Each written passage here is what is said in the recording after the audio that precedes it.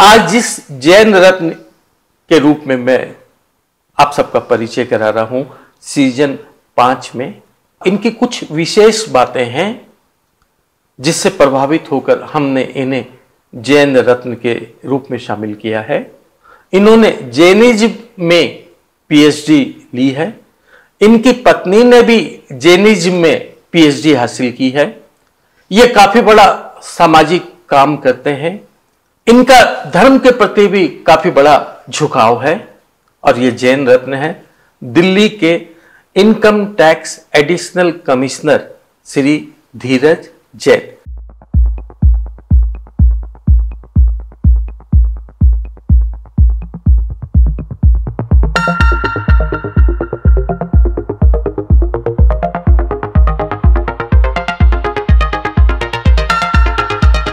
धीरज साहब, जैन रत्न में आपका स्वागत है साहब। जय जिनेन्द्र। जय जिनेन्द्र, धन्यवाद।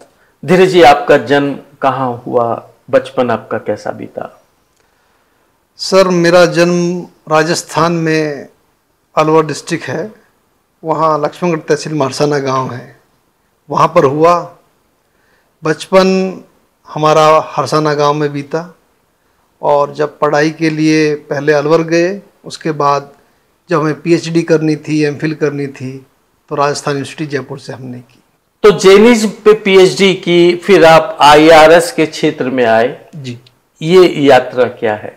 भगवान महावीर के सिद्धांतों का वर्तमान युग में क्या प्रासंगिकता है, इसको ध्यान में रखते हुए मेरे जो पीएचडी का विषय था, विश्व समस्याओं के संदर्भ में जैन सिद्धांत, इस विषय पर मैंने पीएचडी की।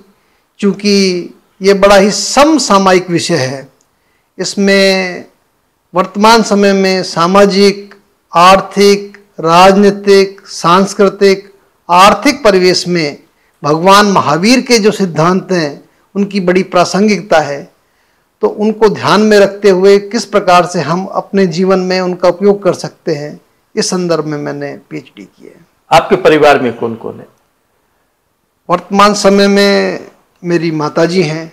हमारे पिताजी लगभग 30 वर्ष पूर्व उनका देहावसान हो गया और मेरी पत्नी, धर्मपत्नी डॉक्टर सोनिया जैन, और मेरी 2 बेटियां हैं, सुकृति और संस्कृति।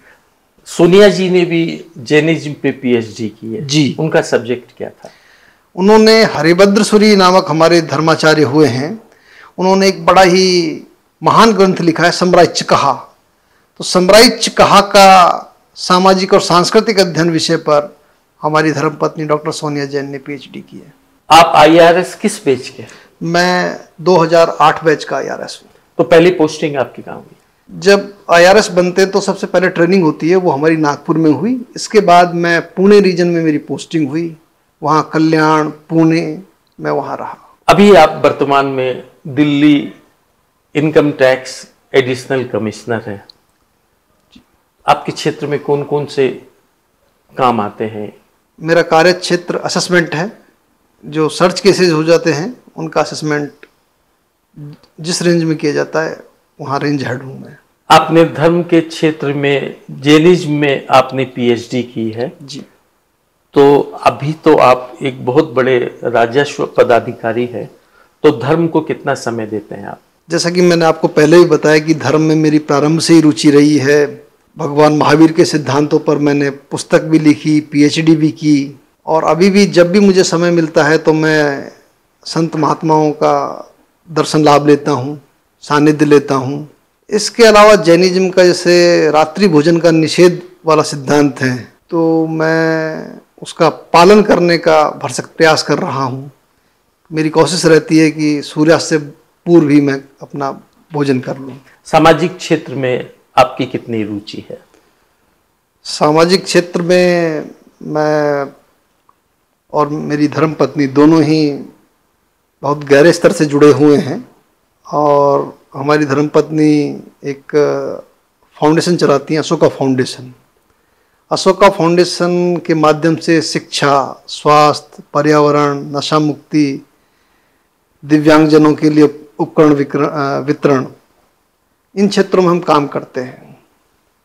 शिक्षा के क्षेत्र में जो सरकारी स्कूल हैं उनकी भौतिक अधोसंरचना जैसे कमरे, फर्श, बाथरूम, उसको पूरा एकदम से आधुनिक स्कूल में बदलने का हमारा कार्य रहता है। तो सबसे पहला हमने भगवान श्री कृष्ण की जन्मभूमि नंदगांव में राजकीय प्राथमिक विद्यालय को गोद लेकर उसे पूरी तरह से आधुनिक विद्यालय बनाने का कार्य किया। उसके बाद हमारे गांव में अलवर में ऐसे 2-3 विद्यालय और लिए जिनका एकदम से आधुनिकीकरण किया है। चिकित्सा के क्षेत्र में हम प्रति माह नेत्र चिकित्सा कैंप लगवाते हैं। उसमें जो भी मोतियाबिंद के मरीज आते हैं उनका निःशुल्क ऑपरेशन करवाया जाता है। लगभग हर मंथ 50-60 लोगों का ये मोतियाबिंद का ऑपरेशन करवाया जाता है। इसके अलावा समय समय पर जो सामान्य चिकित्सा के कैंप हैं, जो विभिन्न मौसमी बीमारियां होती हैं, उनके लिए भी लगवाए जाते हैं। इनके माध्यम से हजारों लोगों को अब तक फायदा पहुंचा है। धीरज जी, आप अद्भुत काम कर रहे हैं, देश के विकास में अपनी भूमिका निभा रहे हैं, राजस्व इकट्ठा कर रहे हैं, समाज के लिए काम कर रहे हैं, धर्म के लिए काम कर रहे हैं। तो आपको तो अनेक जगह सम्मानित किया गया होगा, कोई विशेष पुरस्कार? निश्चित रूप से समाज का प्यार सम्मान बहुत मिला है, इसमें तो कोई दो राय नहीं है।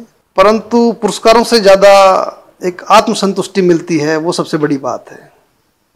और जहाँ तक पुरस्कारों की बात करूँ तो मुझे अपने प्रोफेशनल कैरियर के 2 पुरस्कार बड़े ही अच्छे लगे। जो पुणे रीजन में जब हमने डिमोनेशन के टाइम में अच्छा काम किया तो हमें बेस्ट सर्चेज अवार्ड मिले, और ये लगातार 2 बार हमको बेस्ट सर्च का अवार्ड दिया गया।